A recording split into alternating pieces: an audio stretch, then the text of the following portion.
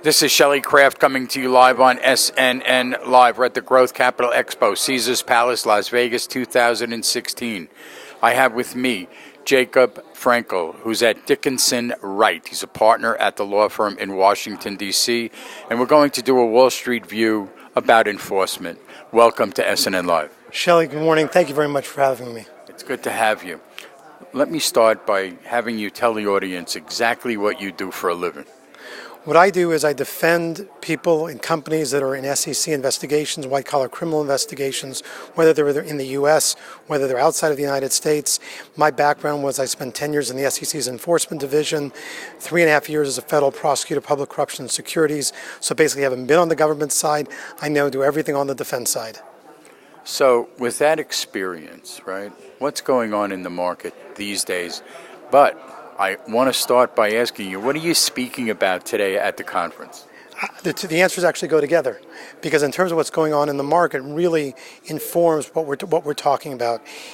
What we're seeing is considerable interest by the SEC in particular in the microcap space, in the small cap space, with a particular emphasis on enforcement involving gatekeepers.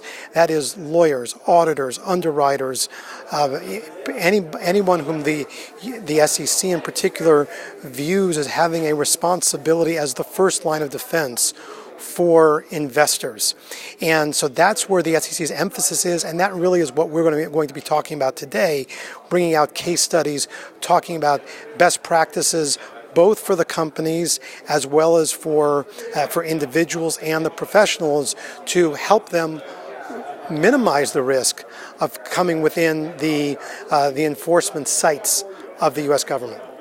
So is the climate better or worse in 2016 than it was in 2015? Well, I think the climate for those who play by the rules is better, because as U.S. enforcement tightens the grip, for those who are strict adherents to the rules, it is a better environment.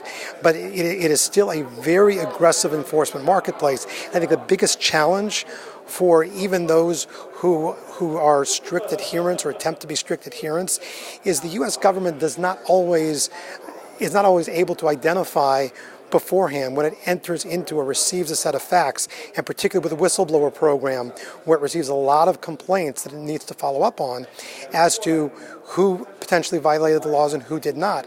I think the biggest challenge, even for the best of companies, is to ensure that if they do get an inquiry from any regulator, whether it's FINRA, the SEC, the Department of Justice, or a foreign regulator that in a cross-border scenario actually is attentive and responds in a way that best positions them to resolve the investigation, obviously with a goal and hope of resolving it favorably with no action.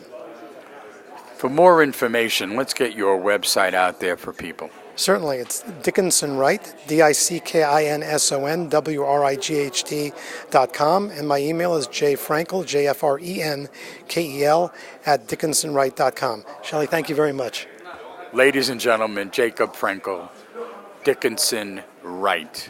He's a partner at the Washington, D.C. law firm. I'm Shelley Kraft. We're at the Growth Capital Expo, Caesars Palace, 2016, and this was a Wall Street view on SEC enforcement. Jacob, thanks for coming on to SNN Live. Thank you again.